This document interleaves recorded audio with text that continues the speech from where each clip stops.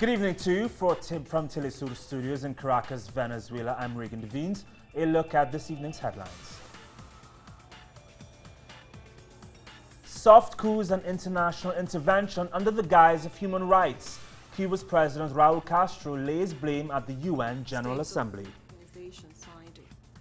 Brazil sets ambitious goals to down greenhouse gas emissions and up renewable energy sources. And water found on Mars. We'll give you the new findings that will change the global view on the red planet. These stories and more now on From the South.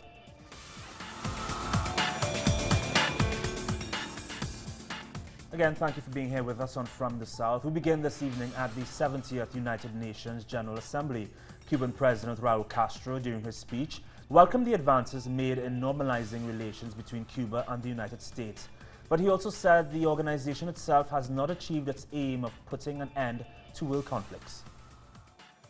A partir de entonces han sido constantes las guerras de agresión. There has been constant wars of aggression and of intervention into the internal affairs of states, the overthrowing by force of sovereign governments known as soft coups, and the recolonization of territories that have been perfected by the form of non-conventional acting, with the employment of new technologies and claiming supposed violations of human rights. Con el empleo de nuevas tecnologías y esgrimiendo supuestas violaciones. Brazilian President Dilma Rousseff made an ambitious pledge to reduce her country's greenhouse gas emissions by 43% over the next 15 years. Rousseff also welcomed the process of normalizing diplomatic ties between the United States and Cuba and urged the U.S. to lift the blockade. She also highlighted the need to reform the United Nations and oppose the expansion of Israeli settlements on the occupied Palestinian territories. In a world where the share of renewable energy is only 13% of the energy mix, we intend to ensure a ratio of 45% of renewable sources in our energy mix. We will aim for a proportion of 66% of hydropower in our electricity generation output, a share of 23% of renewable sources, including wind, solar and biomass power, in our electricity output, and an increase of about 10% in our electricity efficiency rate, a proportion of 16% of ethanol fuel, and other sugarcane derivative biomass sources in our energy mix.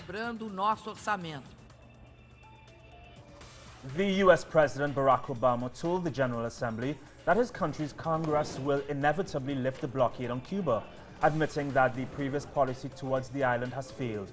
Obama focused his speech on the benefits of diplomacy, but he denounced those who support leaders like Syria's Bashar al-Assad, whom he accused of slaughtering children, in a clear reference to Russia and Iran for their ongoing military backing of Syria's regime.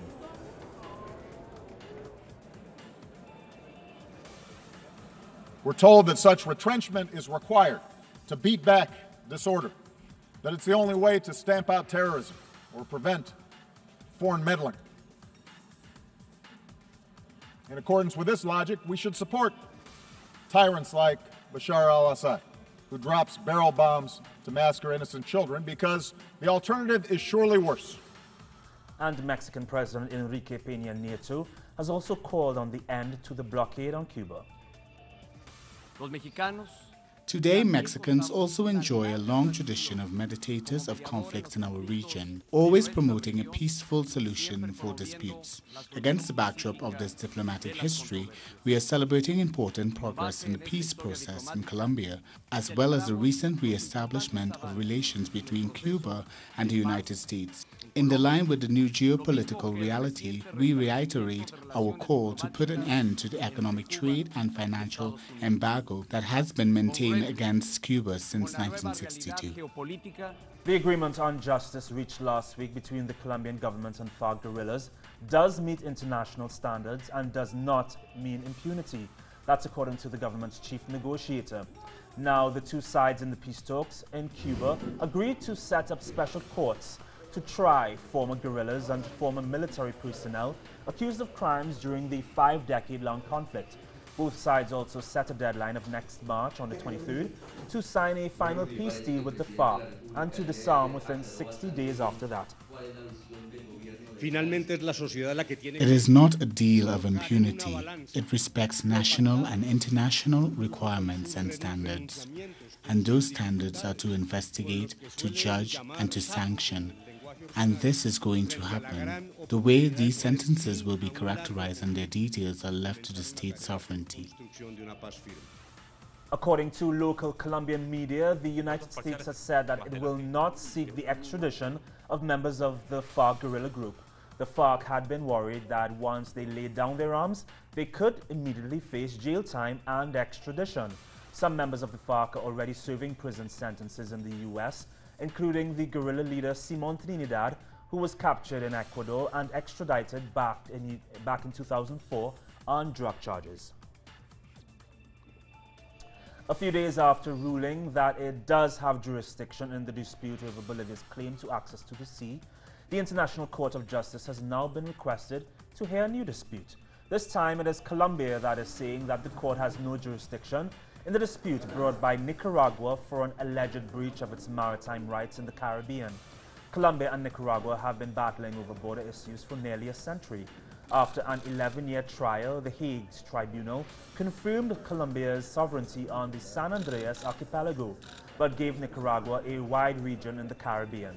Colombia considered the ruling non-applicable, and Managua presented 2 appeals to the International Court. Venezuela will allow around 1,500 deported Colombians to return to Venezuela and to legalize their status. That's according to a just-released UNASUR statement. Venezuela closed the border and deported illegal Colombians three weeks ago in order to clamp down on paramilitary activity and smuggling. The agreement by Venezuelan President Nicolas Maduro and UNASUR Secretary General Ernesto Samper came on the sidelines of the UN General Assembly meeting. Venezuela and Guyana agreed to send their respective ambassadors back to their diplomatic missions. They had been recalled in a dispute between the 2 neighboring countries over the Essequibo region. Venezuelan President Nicolas Maduro and Guyanese Head of State David Granger met in New York in the framework of the 70th Assembly General of the United Nations. The meeting was mediated by Secretary General Ban Ki-moon. Ban confirmed that the UN will send a technical committee to Venezuela in the coming days to assess its claim to the Essequibo region. The commission is being sent under the Geneva Agreement, and it will also set a deadline for resolving the conflict through regular channels. The Secretary General has committed to, following that visit, study all the options given by the Geneva Agreement and Article 33 of the UN Charter. Venezuela has insisted in stimulating all the good officers, which is the last consensus decision between Guyana, Venezuela, the Geneva Agreement and the Secretary General, to set a time limit and the good officers along with the good political and diplomatic channels for a final resolution. Bolivia's President Evo Morales is one step closer to seeking another term in office. A national referendum will be held next year to give final approval to a bill aimed at changing the constitution in order to take away term limits. The bill was approved on Saturday by the National Assembly. As our correspondent Dimitri reports from Bolivia, Evo Morales could be voted into office until the year 2025. After a marathon 18-hour session, Bolivia's Legislative Assembly finally approved a change to its constitution. Members overwhelmingly voted to remove presidential term limits, paving the way for Evo Morales to run for office again. The Assembly, which is controlled by Morales' followers, approved the changes by a 2/3 majority. The most important thing is to continue this process and consolidate, because this country has been left totally and fully in a backwards capitalist system. The Constitution currently allows the President to serve for only 2 consecutive terms. The opposition fought hard against the bill, claiming it was a bad decision for the country. We are against this decision that has been made. We are resisting. We are the voices of those Bolivians who have not had the opportunity to be heard. The changes to the Constitution must be ratified by a national referendum, which has been set for February 21st next year. the referendum will decide definitely if the re-election will go through or not. In this case, Evo Morales is trusting his legitimacy depending on the people's decision, final decision. Evo Morales has said he is not personally trying to change the constitution and that the request has come from the public. After the assembly vote, there will be a referendum where the people will either say yes or no. And I'm not going to be out campaigning to say yes. A recent opinion poll gave President Evo Morales a 75% approval rating, making him one of the world's most popular leaders. But the real test will come next February, when more than 6 million voters will head to the polls to decide on eliminating presidential term limits. Congress has already ruled the president's first 2 terms don't count, and that means if the referendum passes, President Morales could potentially stay in office until 2025. Dimitri O'Donnell, teleSUR at the Presidential Palace in La Paz. And coming up on From the South, umbrellas return to Hong Kong as activists mark 1 year since they protested. Find out why and more next.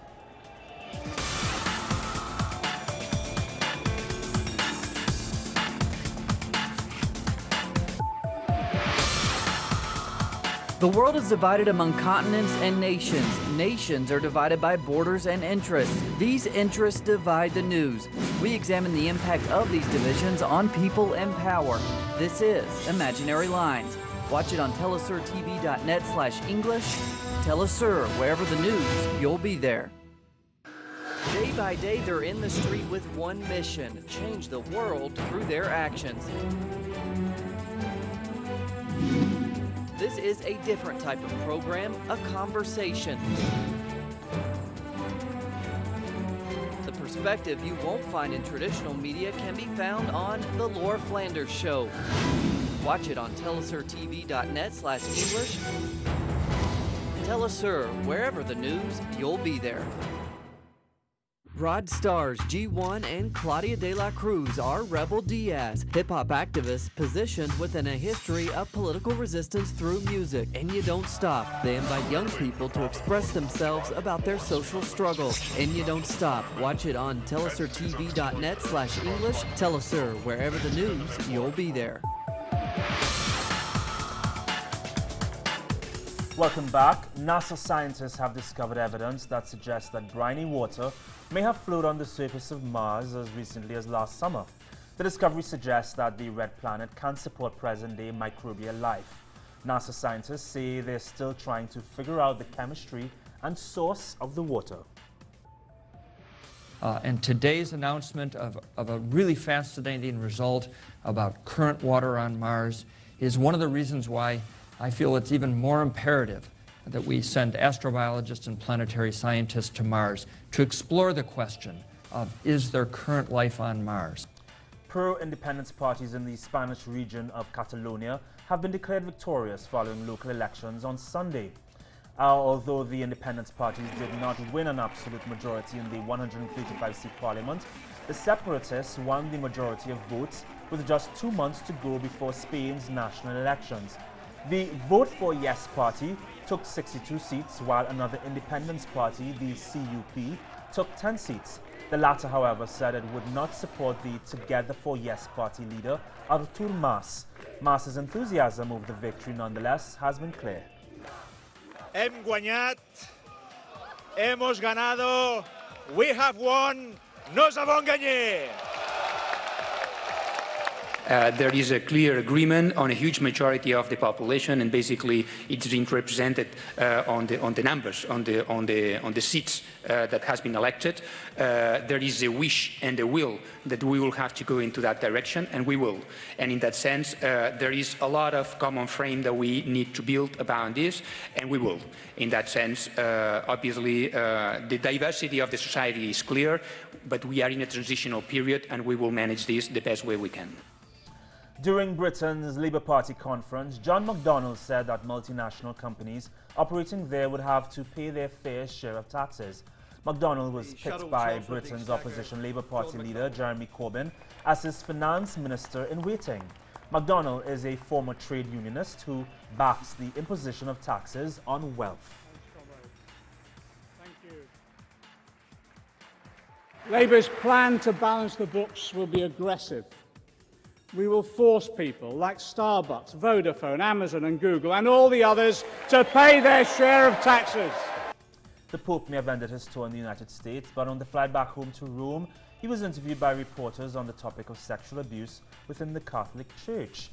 During the hour-long talk, the pontiff said that while sexual abuse is not confined to the church, he did say that it was worse when committed by men of the cloth.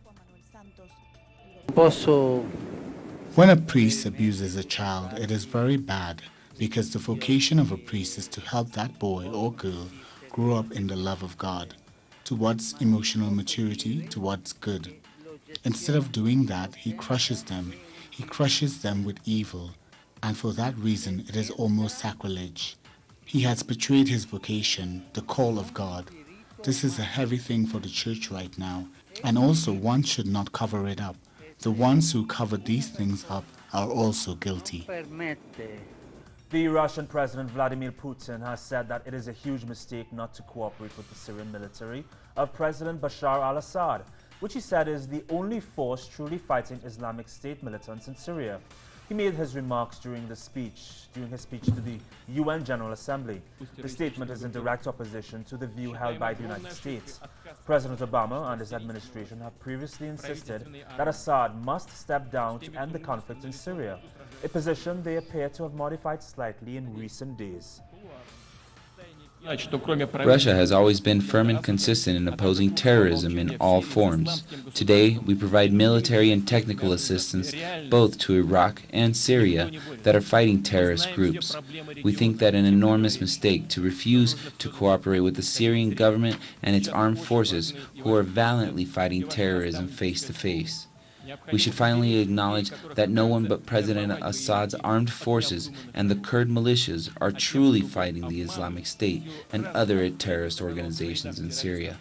In light of the Russian presence in the Syrian arena, there have been significant changes to Western positions with respect to Syrian President Bashar al-Assad.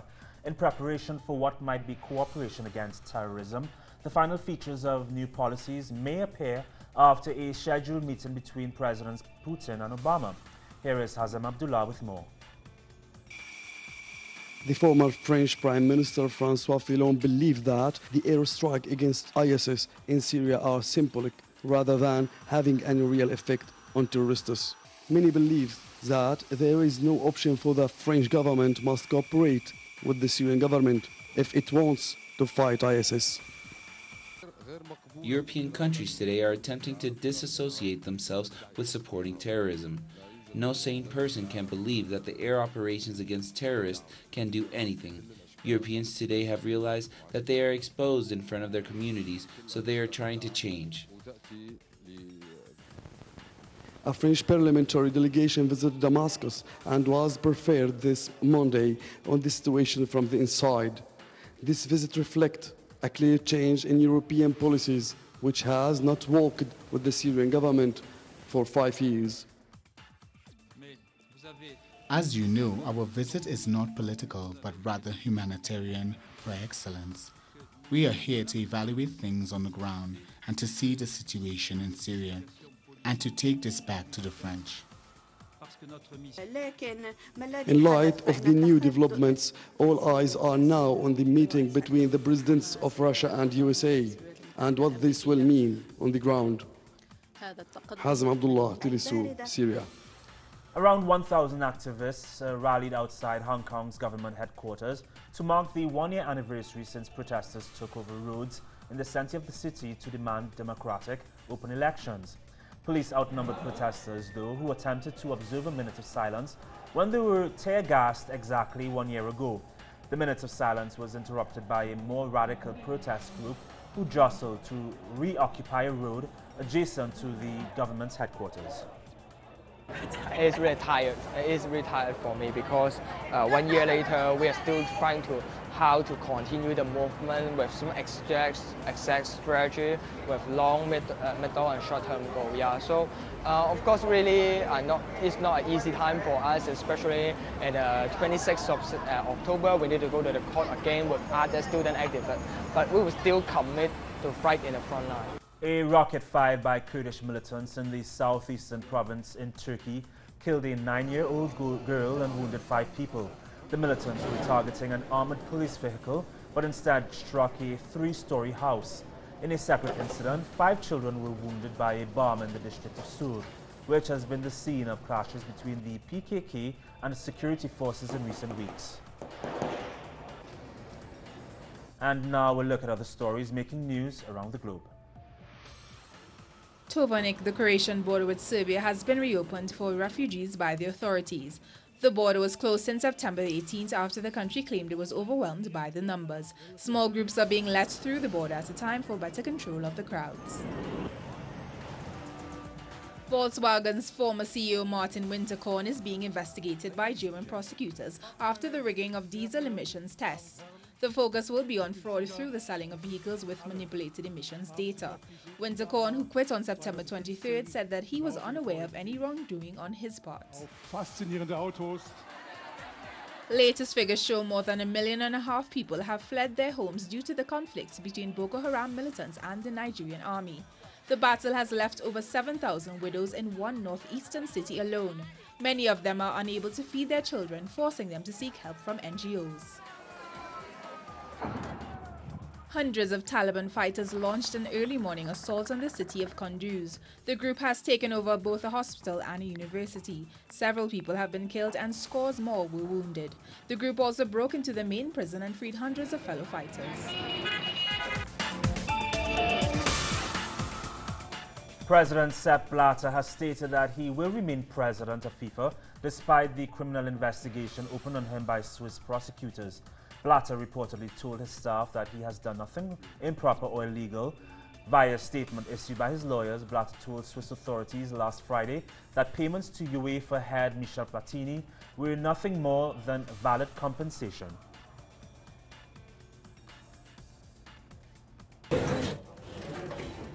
And in more football news, Barcelona's Javier Mascherano has been charged with 2 counts of fraud. The Argentinian national has defrauded the Spanish tax authorities of more than $1 million. The player has allegedly sought to conceal earnings from his image rights through companies set up in Portugal and the United States. However, the player has paid the money owed, and if found guilty, the payment should work in his favor. And finally this evening, the spectacular super blood moon was seen by many across the globe. This video here is of London's skyline earlier today. This is the first time in over 30 years that a lunar eclipse coincided with the moon's red appearance, and the phenomenon won't be seen again until the year 2033. The red hue is due to sunlight being scattered by the Earth's atmosphere. Beautiful. And there is more on these and other stories on our website, telesurtv.net/English. For more news teams in Quito, Ecuador, and right here in Caracas, Venezuela, for TeleSUR English, I'm Regan Devines. We hope to see you tomorrow. Have a great evening.